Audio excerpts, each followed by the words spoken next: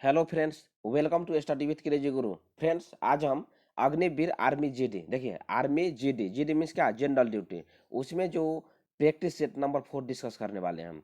देखिए आज हम क्या है, जो सामान्य ज्ञान है, सामान्य ज्ञान मतलब जनरल नॉलेज, जनरल नॉलेज का प्रैक्टिस सेट नंबर 4 डिस्कस करेंगे। क्योंकि प्रैक्टिस सेट 1 से लेकर 3 तक आपका प्ले लिस्ट बना हुआ है, आप वहाँ से देख सकते हैं। क्योंकि देखिए यहाँ पे जो स्टडी विथ क्रेजी चैनल पे सामान्य ज्ञान है, सामान्य विज्ञान है, मैथ है और रीजनिंग, ये चारों सब्जेक्ट आपसे पूछे जाएंगे। यहाँ पे झमाझम तरीकों से तैयारी किया जाता है, ठीक है, तैयारी करवाया जाता है। तो क्या करना है आपको, चैनल पे नए हैं तो चैनल को सब्सक्राइब कर दीजिएगा और क्लास को शेयर कर दीजिएगा। तो स्टार्ट करते हैं, ठीक है, स्टार्ट करते हैं क्वेश्चन। वो जो पहले एक बार सिलेबस देख लीजिए। देखिए सामान्य ज्ञान मतलब जनरल नॉलेज, 15 क्वेश्चन रहेंगे और 30 मार्क्स का 30 मार्क्स रहेंगे।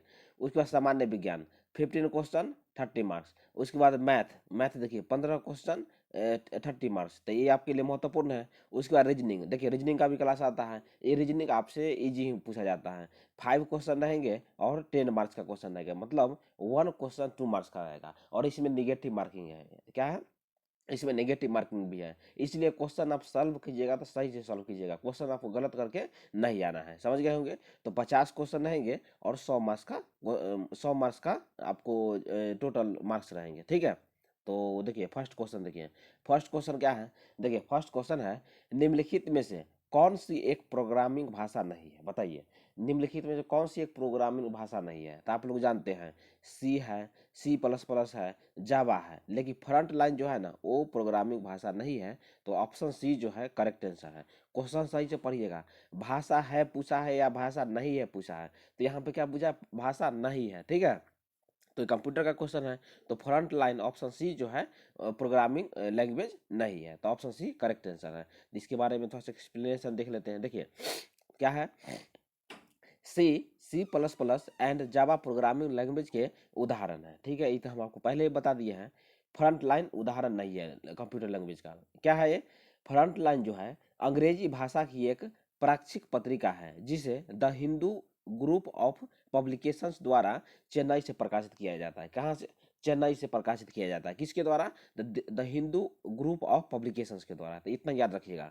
सामयिक विषयों की पत्रिका के रूप में यह पत्रिका राष्ट्रीय मतलब नेशनल एंड इंटरनेशनल मतलब राष्ट्रीय और अंतर्राष्ट्रीय समाचारों को क्या करती है, कवर करती है। तो फ्रंट लाइन क्या है, एक समाचार पत्र है, और कहाँ से प्रकाशित किया जाता है, तो चेन्नई से प्रकाशित किया जाता है। ये याद रखिएगा, ठीक है। ऐसा भी क्वेश्चन आपसे देखने को मिल जाएगा, तो आप लोग सही कर सकते हैं।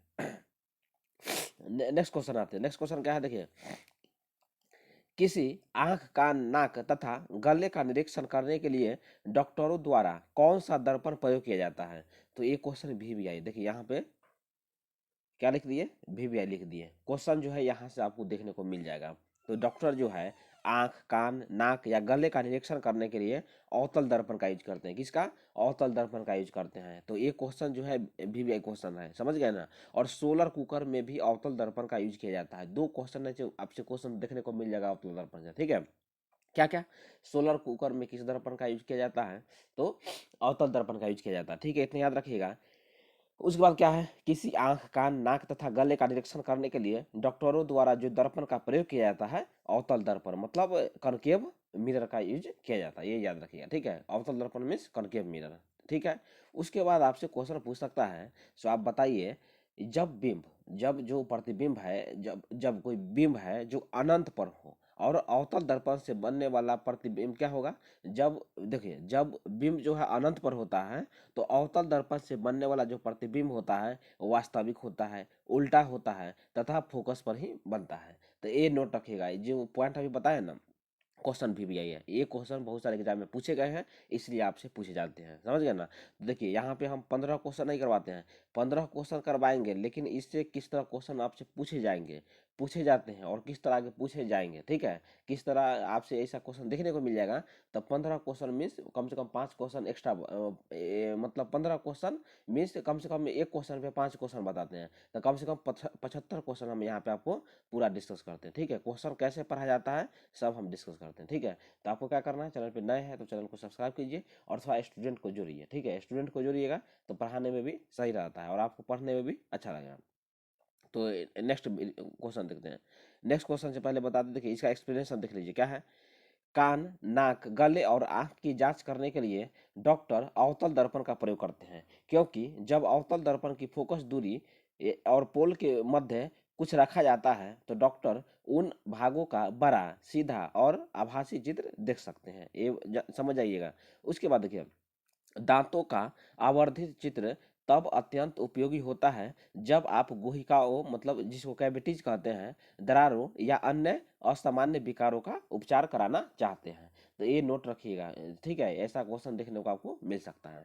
नेक्स्ट क्वेश्चन पे आते हैं। नेक्स्ट क्वेश्चन क्या है? थर्ड क्वेश्चन है, किसी तार में विद्युत धारा प्रवाहित होने से उत्पन्न परिणाम फिल इन द ब्लैंक्स पर निर्भर नहीं करता है। देखिए, निर्भर नहीं करता है। देखिए यहाँ पे है ना, जिसमें लंबाई है, पदार्थ है, उसके बाद मोटाई, इस पे निर्भर करता है, ठीक है। तो ऑप्शन डी जो है करेक्ट आंसर हो जाएगा। तो क्या है, थ्री का ऑप्शन डी करेक्ट आंसर है, ठीक है, क्योंकि यहाँ पे नहीं पूछा था। और जो आपका विद्युत धारा प्रवाहित होने पर जो परिणाम है, आपका पदार्थ पर भी निर्भर करता है, मोटाई पर भी निर्भर करता है और लंबाई पर निर्भर करता है। तो यहाँ पे नहीं पूछा था, इसलिए ऑप्शन डी करेक्ट आंसर है। इसके बारे में देख लेते हैं क्या है। देखिए, तार में उत्पादित ऊष्मा की मात्रा, तार की लंबाई, उसके बाद सघनता, सामग्री की प्रकृति, प्रवाहित होने वाली धारा की मात्रा और प्रवाहित होने की अवधि पर निर्भर करती है। इस प्रकार विभिन्न आवश्यकताओं के लिए विभिन्न सामग्रियों से बने तारों का प्रयोग किया जाता है। तो वहां पे नहीं पूछा था, इसीलिए ऑप्शन जो है ऑप्शन डी करेक्ट आंसर था। किस किस चीज पर निर्भर करता है आप लोग देख सकते हैं, लंबाई है, सघनता है, उसके बाद सामग्री की प्रकृति है, प्रवाहित होने वाले जो धारा की मात्रा है, ठीक है, उसके बाद प्रवाहित होने की अवधि है, उस पर निर्भर करता है। याद रखिएगा। तो समझ गए होंगे। तो थ्री का ऑप्शन डी जो है करेक्ट आंसर है। नेक्स्ट क्वेश्चन पे आते हैं। नेक्स्ट क्वेश्चन क्या है? फोर्थ क्वेश्चन है, कोलेस्ट्रॉल का संबंध फिल इन द ब्लैंक से है। बताइए कोलेस्ट्रॉल क्या है, बताइए। कोलेस्ट्रॉल जो है वसा का है, वसा से संबंध है। कोलेस्ट्रॉल क्या है? एक वसा है। ऑप्शन ए जो है करेक्ट आंसर है। देखिए, option A is the correct answer four का, ठीक है। तो थोड़ा सा इसके बारे में देख लेते हैं क्या है। देखिए, कोलेस्ट्रॉल एक गैसीय पदार्थ है जिसे लिपिड के रूप में जाना जाता है, ठीक है। यह शरीर की सामान्य प्रक्रिया के लिए अत्यंत महत्वपूर्ण है। यह मुख्यतः लीवर द्वारा निर्मित होता है, लेकिन यह कुछ खाद्य पदार्थों में पाया जाता है। देखिए, कोलेस्ट्रॉल जो है आपको लीवर के द्वारा क्या होता है, निर्मित होता है। ये आप नोट कर लीजिएगा, ठीक है। उसके बाद क्या है, यह खाद्य पदार्थों में भी पाया जाता है। जो खाने वाला पदार्थ है उसमें भी कोलेस्ट्रॉल पाया जाता है, ये याद रखिएगा। उसके बाद देखिए, सामान्य स्तर पर यह शरीर के लिए आवश्यक पदार्थ है। तो वसा भी शरीर के लिए, वसा हो गया, प्रोटीन हो गया, कार्बोहाइड्रेट हो गया, सब आपके लिए शरीर के लिए क्या है, आवश्यक है। जैसे में चावल में ज़्यादा कार्बोहाइड्रेट पाया जाता है। उसके बाद दाल हो गया, सोयाबीन हो गया, वो सब में प्रोटीन पाया जाता है। मतलब दाल और सोयाबीन प्रोटीन का अच्छा उदाहरण है, ये याद रखिएगा। इतना क्वेश्चन जो है ना, सब आपसे पूछे जाएंगे। सामान्य स्तर पर यह शरीर के लिए एक आवश्यक पदार्थ है। हालांकि यदि रक्त में इसकी मात्रा अधिक हो जाती है तो क्या हो जाता है, मौन संकट बन जाता है, जिसके कारण लोग हार्ट अटैक का भी शिकार हो जाते हैं और कुछ कुछ स्थिति में लोगों की मृत्यु भी हो जाती है। तो ये याद रखिएगा। तो फोर का क्या है, ऑप्शन ए जो है करेक्ट आंसर। कोलेस्ट्रॉल का संबंध किससे है, तो वसा से है। नेक्स्ट क्वेश्चन बात है। नेक्स्ट क्वेश्चन देखिए, फाइव क्वेश्चन है, स्तनधारियों की सबसे छोटी अस्थि होती है। बताइए, स्तनधारियों की सबसे छोटी छोटी जो अस्थि होती है, क्या होती है, स्टेपिज। ये आपको जानते होंगे, कान की जो हड्डी है स्टेपिज सबसे छोटी होती है। तो क्वेश्चन जो है वीवीआई क्वेश्चन है। देखिए, यहाँ पे हम वीवीआई लिख दिए क्योंकि क्वेश्चन जो है यहाँ से देखने को मिल जाता है, ठीक है। तो देख लीजिए इसके बारे में क्या है। स्टेपिज मानव शरीर की सबसे छोटी अस्थि है, ठीक है। स्टेपिज जो है मध्य कान में विद्यमान तीन छोटी अस्थियों में से एक है। देखिए, कान में तीन अस्थि पाई जाती है, तो उसमें से एक जो स्टेपिज है सबसे छोटी पाई जाती है, और शरीर की सबसे छोटी हड्डी भी स्टेपिज है, याद रखिएगा। जो स्तनधारियों को अपने कान के पर्दे के द्वारा ध्वनि तरंगों को संचारित होने और सुनने की अनुमति देता है। जो आप ध्वनि संचारित होती है, या जो मानव कान है, मतलब जो मानव ईयर है, कान है, जो कोई भी ध्वनि को सुन सकता है, किसके कारण, तो स्टेपिज के कारण, याद रखिएगा, ठीक है। स्टेपिज अस्थि को वलय के रूप में भी जाना जाता है क्योंकि इसका आकार जो स्टीरप के समान होता है, ठीक है। नेक्स्ट क्वेश्चन पे आते हैं। नेक्स्ट क्वेश्चन देखिए, सिक्स क्वेश्चन है, ऑक्सीजन रक्त का संचरण होता है, बताइए। ऑक्सीजन युक्त रक्त का संचरण होता है, तो कहाँ पे होता है बताइए? तो फुसफुस से शिरा में होता है। ऑप्शन ए जो है करेक्ट आंसर है, ठीक है। फुसफुस से शिरा में होता है। तो थोड़ा सा देख लेते हैं फुसफुस से शिरा क्या होता है और फुसफुस से जो धमनी क्या होता है, क्योंकि क्वेश्चन पूछे जाते हैं। आप लोग 9th और 10th क्लास में ये चीज़ आप लोग पढ़े होंगे, ठीक है। तो ये जो क्वेश्चन है, देखिए VVI लिख दिया, अग्निवीर में आपको देखने को मिल जाएगा, ठीक है। ये क्वेश्चन देख के जाइएगा। तो 6 का क्या है? ऑक्सीजन युक्त जो रक्त का संचरण होता है फुफ्फुस से शिरा में होता है। तो ऑप्शन ए करेक्ट आंसर है। देख लीजिए इसके बारे में क्या है, देखिए। फुफ्फुसीय शिरा जो होता है, ऑक्सीजनीकृत रक्त को फेफड़ों के बाह्य अलिंद में पहुंचाती है। कहाँ पे? बाह्य अलिंद में पहुंचाती है। रक्त की कुछ मात्रा श्वसनीय शिराओं द्वारा भी फेफड़ों से निष्कासित की जाती है। प्रत्येक फेफड़ों में विशेषतः 4 फुफ्फुसी शिराएं और 2 अपचयी शिराएं होते हैं। कितना होते हैं? 4 फुफ्फुसीय शिराएं और 2 अपचयी शिराएं होती हैं। फुफ्फुसीय शिराएं फुफ्फुसीय परिसंचरण का भाग होता है। तो ये याद रखिएगा, ठीक है। तो बोलिए सर ठीक है, फुफ्फुसी शिरा तो बता दिए, थोड़ा सा फुफ्फुसी धमनी के बारे में बता दीजिए। किसके बारे में? धमनी के बारे में, फुफ्फुसी धमनी। देखिए, फुफ्फुसी धमनी जो होता है, हृदय के दाहिने भाग से, क्या? दाहिने, हृदय के दाहिने भाग से बी ऑक्सीकृत रक्त को फेफड़ों में ले जाती है, ठीक है। कहाँ पे ले जाती है? फेफड़ों में ले जाती है। तो ये नोट कर लीजिएगा, ठीक है। कॉपी डाउन करते चलिए। तो 6 का क्या है? ऑप्शन ए जो है करेक्ट आंसर है। नेक्स्ट क्वेश्चन पे आते हैं। नेक्स्ट क्वेश्चन देखिए, विश्व की सबसे लंबी नदी कौन सी है? बताइए, विश्व की सबसे लंबी नदी कौन सी है? नील नदी। देखिए, नील नदी को विश्व की सबसे लंबी नदी माना जाता है। तो ये याद रखिएगा, ठीक है। ये जो है नील नदी 11 देशों से होकर गुजरती है। कितना देशों से होकर गुजरती है? तो 11 देशों से मतलब निकलती है। ये याद रखिएगा। क्या है क्वेश्चन जो है ना, ऐसा भी क्वेश्चन देखने को आपको मिल जाता है। देखिए, नील नदी का लंबाई कितना है? तो 6853 किलोमीटर लंबी क्या है? नील नदी है। को सामान्य विश्व की सबसे लंबी नदी माना जाता है। ये याद रखिएगा, ठीक है। यह उत्तर में प्रवाहित होने वाली उत्तर पूर्वी अफ्रीका की एक प्रमुख नदी है। यह एक अंतर्राष्ट्रीय नदी है। मतलब अंतर्राष्ट्रीय नदी मतलब जानते हैं? राष्ट्रीय और अंतर्राष्ट्रीय का मीनिंग क्या होता है बताइए? राष्ट्रीय मतलब होता है जो एक ही देश में प्रचलित हो, राष्ट्रीय कहते हैं। और अंतर्राष्ट्रीय मतलब होता है कि जो एक या एक से अधिक देश में प्रचलित हो या नदी बहती है, तो उसे मतलब अंतर्राष्ट्रीय नदी कहते हैं। तो ये याद रखिएगा, ठीक है। तो इसलिए नील नदी को क्या कहते हैं? अंतर्राष्ट्रीय नदी कहते हैं, क्योंकि जो नील नदी है आपका 11 देशों से होके गुजरती है। ये याद रखिएगा, ठीक है। अफ्रीका में बहती है। देखिए, तो 7 का क्या है?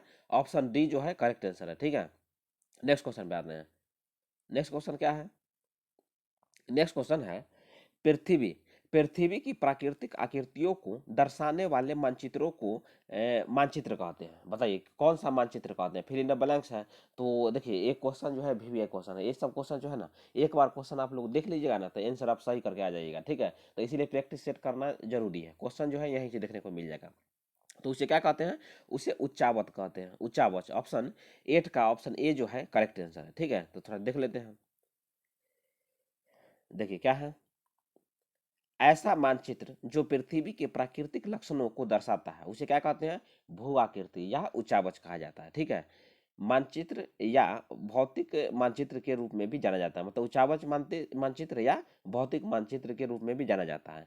यह एक प्रकार का मानचित्र है जो निश्चित क्षेत्र के भूगोल पर प्रकाश डालता है और यह विशेष क्षेत्र की स्थलाकृति, जैसे क्या, मरुस्थल हो गया, घाटी हो गया, मैदान हो गया या पर्वत पठार हो गया, सभी का छायांकन यहाँ पे दर्शाया जाता है। किसमें? उच्चावच मानचित्र में, ठीक है। तो मानचित्र का मतलब तो आप जानते हैं ना, कंटूर क्या करता है? वो आपको मतलब कोई भी चीज़ का जो ग्राफिकल रिप्रेजेंटेशन के लिए इसका यूज किया जाता है। ये याद रखिएगा, ठीक है। इमेजिनरी लाइन होता है कंटूर, या मानचित्र बोलिए, इंग्लिश में कंटूर बोलते हैं।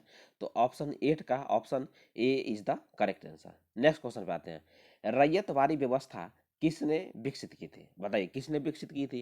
क्वेश्चन जो है VVI क्वेश्चन है। क्वेश्चन जो है यहाँ से देखने को मिल जाता है, ठीक है। तो यहाँ पे क्या है, देखिए कौन की थी, किया था? तो ऑप्शन ए करेक्ट आंसर हो जाएगा, थॉमस मुनरो। देखिए क्या है, कर्नल रीड, नोट कर लीजिए। कर्नल रीड जो है ना, 1792 ईस्वी में रैयतवाड़ी व्यवस्था लागू करता है, ठीक है। लेकिन यहाँ पे रीड ऑप्शन में नहीं है, ठीक है।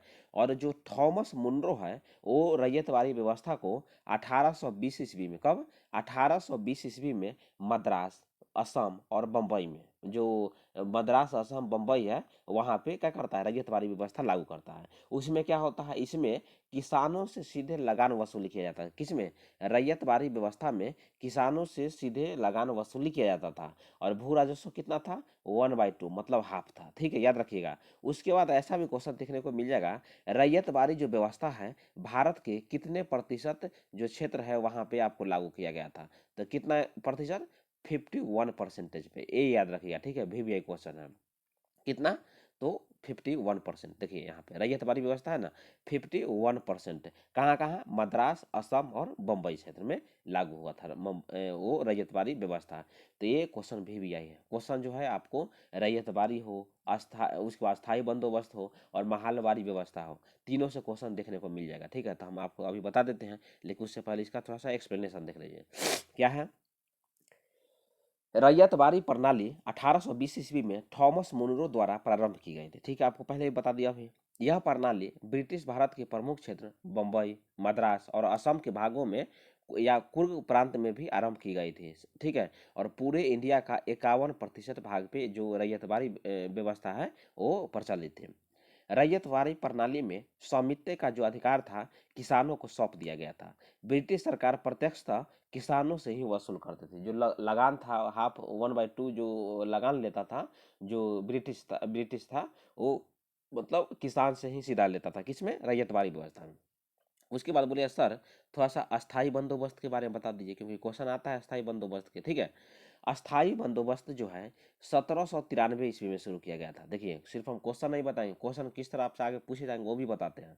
तो अस्थाई बंदोबस्त 1793 ईस्वी में बंगाल, बिहार और उड़ीसा क्षेत्र में, कहाँ पे, बंगाल, बिहार और उड़ीसा क्षेत्र में मतलब अस्थाई बंदोबस्त लाया गया था। किसके द्वारा, तो लॉर्ड कॉर्नवालिस द्वारा। ठीक है, ये नोट कर लीजिए, लॉर्ड कॉर्नवालिस द्वारा 1793 ईस्वी में बंगाल, बिहार और उड़ीसा में। उसके बाद देखिए, अस्थाई बंदोबस्त को क्या कहा जाता है, जमींदारी बंदोबस्त भी कहा जाता है और इस्तेमारी बंदोबस्त भी कहा जाता है, और इसे सूर्यास्त किसान भी कहा जाता है। ये याद रखिएगा। ठीक है, और तो इसमें क्या था, इसमें जो लगान थे वो क्या कौन वसूलते थे, जमींदार गांव के किसानों से लगान को वसूलते थे जमींदार। और वो किसको देते थे, जमींदार जो थे अंग्रेजों को, मतलब वो जो लगान थे वो 10/11 भाग जो था कंपनी को देते थे, ब्रिटिश इंडिया कंपनी को, और 1/11 भाग जो था जमींदार खुद रख लेते थे। ये याद रखिएगा। और भारत के 19% मतलब 19% भाग पे अस्थाई बंदोबस्त प्रचलित था। रैयतवाड़ी कितना था आपको बता दिए, 51% पे था। ठीक है, उसके बाद एक और मतलब व्यवस्था था, महालवारी। ठीक है, नोट कर लीजिए, महालवारी बंदोबस्त। देखिए, महालवारी बंदोबस्त जो है हाल्ट मैकेंजी एवं मार्टिन बट के द्वारा 1819 ईस्वी में लाया गया था। कहाँ पे, 1819 ईस्वी में लाया गया था, पंजाब, मध्य प्रांत और जैसे मध्य प्रदेश बोलिए, मध्य प्रांत मध्य प्रदेश और पश्चिमी यूपी में लाया गया था।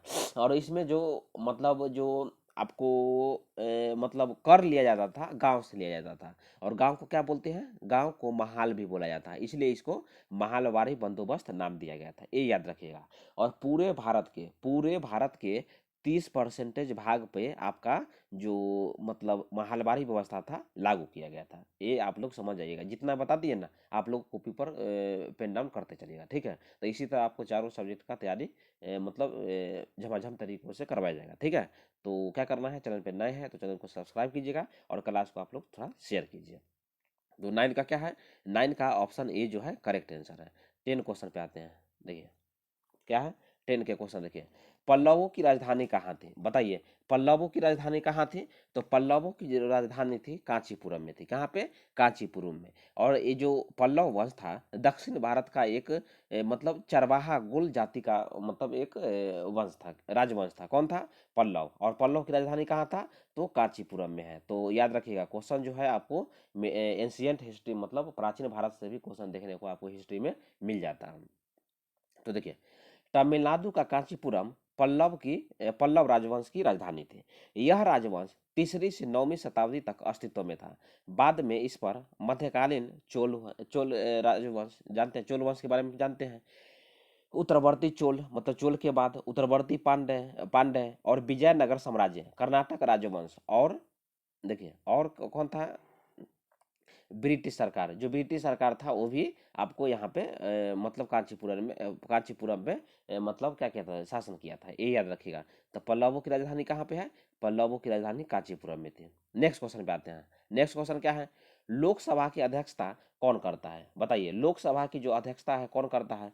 तो इसके बारे में आप लोग देख लीजिए क्या है। देखिए क्या है, लोकसभा की जो अध्यक्षता जो बुलाता है, संयुक्त बैठक बुलाता है, वो राष्ट्रपति के द्वारा बुलाया जाता है। लेकिन अध्यक्षता जो करता है अध्यक्ष, अध्यक्ष मीन्स स्पीकर, ठीक है, अध्यक्ष या स्पीकर इंग्लिश में बोलते हैं, ये याद रखिएगा। तो लोकसभा की अध्यक्षता कौन करता है? अध्यक्ष, या आपको अध्यक्ष बोलिए, या आपको क्या बोल सकते हैं, मतलब स्पीकर करता है। तो ये क्वेश्चन आपको वीवीआई क्वेश्चन है, क्वेश्चन जो है यहाँ से एक देखने को आपको मिल जाता है, ठीक है, तो याद रखिएगा, ठीक है। उसके बाद देखिए, तो थोड़ा सा और इसके बारे में देख लेते हैं आगे, इसका एक्सप्लेनेशन देख लीजिए क्या है। देखिए यहाँ एक्सप्लेनेशन, लोकसभा का अध्यक्ष संसद के दोनों सदनों की संयुक्त बैठक की अध्यक्षता करता है। संयुक्त बैठक किसी विधेयक को पारित कराने के लिए दोनों सदनों के मध्य गतिरोध समाप्त करने हेतु संविधान द्वारा प्रदत्त एक विशेष प्रक्रिया है, और इसे भारत के जो प्रेसिडेंट है, राष्ट्रपति है, उनके द्वारा बुलाया जाता है। वर्तमान में भारत के राष्ट्रपति कौन है? तो द्रौपदी मुर्मू जी है। कितने नंबर के हैं? 15th नंबर के है। ऐसा भी क्वेश्चन आपको करंट अफेयर में देखने को मिल जाएगा, ठीक है। तो राष्ट्रपति द्रौपदी मुर्मू जी है, संथाल जनजाति की है, और कहाँ के रहने वाली है, कौन स्टेट के रहने वाली है? तो उनका जो स्टेट है कौन है? उड़ीसा स्टेट से है। तो ऐसा भी क्वेश्चन आपको देखने को मिल जाएगा, इसलिए आपको हम क्या है, क्वेश्चन पूरा हम आपको बता देते हैं, ठीक है। और देखिए, जो राष्ट्रपति मतलब जो संयुक्त अधिवेशन अधिवेशन बुलाते हैं, जो आर्टिकल है, आर्टिकल मीन्स अनुच्छेद है 108 के तहत राष्ट्रपति संयुक्त अधिवेशन बुलाते हैं, और अध्यक्षता लोकसभा स्पीकर करता है, ठीक है। नेक्स्ट क्वेश्चन पे आते हैं। नेक्स्ट क्वेश्चन क्या है? तो 11 का क्या है? ऑप्शन ए करेक्ट आंसर है। 12 क्वेश्चन पे आते हैं। देखिए 12 क्वेश्चन है, भारत की राज्यसभा में कुल कितने सदस्य होते हैं? बताइए, भारत की राज्यसभा में कुल कितने सदस्य होते हैं? 245 सदस्य। देखिए बहुत सारे स्टूडेंट हैं ना, थोड़ा कन्फ्यूज रहते हैं, बोले सर कन्फ्यूज मतलब क्या? देखिए 245 सदस्य होते हैं, ठीक है, कुल कितने सदस्य? 45 होते हैं। लेकिन यदि क्वेश्चन पूछ दे अधिकतम, क्या है? अधिकतम जो सदस्य राज्यसभा में होते हैं कितना होते हैं? 250 सदस्य होते हैं। कितना? 250 सदस्य होते हैं, ये याद रखिएगा, ठीक है। लेकिन वर्तमान में 245 सदस्य हैं। 233 जो है आपको कहाँ से है? 233 जो है आपको राज्य और यूटी मतलब राज्य और केंद्र शासित प्रदेश से है। और देखिए 233 और प्लस 12, 233 प्लस 12, 233 राज्य या स्टेट या केंद्र शासित प्रदेश बोलिए, और 12 जो है आपको राष्ट्रपति द्वारा मतलब उसको मनोनीत किया जाता है, मतलब उसको चुना जाता है। 12 सदस्यों को किसके द्वारा? राष्ट्रपति के द्वारा चुना जाता है। और 12 सदस्यों को जो चुनने की प्रक्रिया है कौन सा देश से लिया गया है? तो आयरलैंड, आयरलैंड देश से लिया गया है। समझ गए ना? तो क्वेश्चन आपको यहाँ तक ऐसा क्वेश्चन देखने को मिल जाएगा, इसलिए जितना भी महत्वपूर्ण क्वेश्चन था आपको बता दिए। यहाँ पे क्या कुल सदस्य कितने हैं? तो 245। यदि अधिकतम पूछे तो 250 होगा, ठीक है। तो 245 में 233 जो है आपका स्टेट से है, और 12 जो है केंद्र शासित प्रदेश से है। तो ये लोग आप लोग याद रखिएगा। नेक्स्ट क्वेश्चन पे आते हैं। नेक्स्ट क्वेश्चन है, देश की सरकार द्वारा फिल इन द ब्लैंक्स है, पैसे को विनिमय के माध्यम के रूप में स्वीकार बनाते हैं। तो क्या होगा? इसका जो ऑप्शन होगा प्राधिकरण, क्या है? प्राधिकरण। ऑप्शन सी जो है करेक्ट आंसर है। तो इसके बारे में थोड़ा देख लेते हैं क्या है। देखिए क्या है, मुद्रा धन का आधुनिक रूप है जिसे विभिन्न देशों में विनिमय के माध्यम के रूप में स्वीकार किया जाता है। इसे विनिमय के माध्यम के रूप में स्वीकार किया जाता है, ठीक है, क्योंकि इसे देश की सरकार द्वारा अधिकृत किया जाता है। कानूनन कोई भी व्यक्ति देश के धन प्रारूप में किए गए भुगतान से इनकार नहीं कर सकता है। समझे? जो भुगतान से आप लोग भुगतान किया जाता है, कोई भी व्यक्ति मतलब इसे अस्वीकार नहीं कर सकता है। तो 13 का क्या है? 13 का ऑप्शन सी जो है करेक्ट आंसर है, ठीक है। नेक्स्ट क्वेश्चन पे आते हैं। नेक्स्ट क्वेश्चन 14 देखिए, आयात पर कर निम्नलिखित में से किसका उदाहरण है? तो किसका उदाहरण है बताइए? तो व्यापार मंडल, व्यापार अवरोध का है, मतलब ऑप्शन बी जो है करेक्ट आंसर है। क्वेश्चन जो है इसी तरह क्वेश्चन पूछे जाते हैं, ठीक है। तो ये देख लीजिएगा, ठीक है, इसका पीडीएफ आपको मिल जाएगा। नेक्स्ट क्वेश्चन पे आते हैं, जो कि आज का लास्ट क्वेश्चन है। मधेसी जनजाति भारत तथा उनके पड़ोसी देश मतलब संबंधित है, कहाँ से? भारत और नेपाल में। भारत और नेपाल में मधेसी जनजाति पाया जाता है। एक हम आपको एक सेपरेट वीडियो ला देंगे, विश्व में और भारत में कौन सी जनजाति कहाँ पाई जाती है, उस पर हम एक सेपरेट वीडियो लाते हैं, ठीक है। तो मधेसी जनजाति कहाँ? भारत और नेपाल में पाई जाती है। ये याद रखिए, ठीक है। तो क्वेश्चन देखिए फ्रेंड्स, क्वेश्चन 15 क्वेश्चन आपसे पूछे जाते हैं सामान्य ज्ञान में, मतलब जनरल स्टडी में, तो आपको हम डिस्कस कर दिए। सामान्य विज्ञान भी लाएंगे, उसके बाद मैथमेटिक्स भी लाएंगे और रीजनिंग भी लाएंगे, ठीक है। तो आप लोग चैनल से जुड़े रहिएगा। Study with crazy Guru channel पे नए हैं, चैनल को सब्सक्राइब कर दीजिएगा और क्लास को शेयर कर दीजिएगा। मिलते हैं नेक्स्ट वीडियो में। जय हिंद, जय भारत।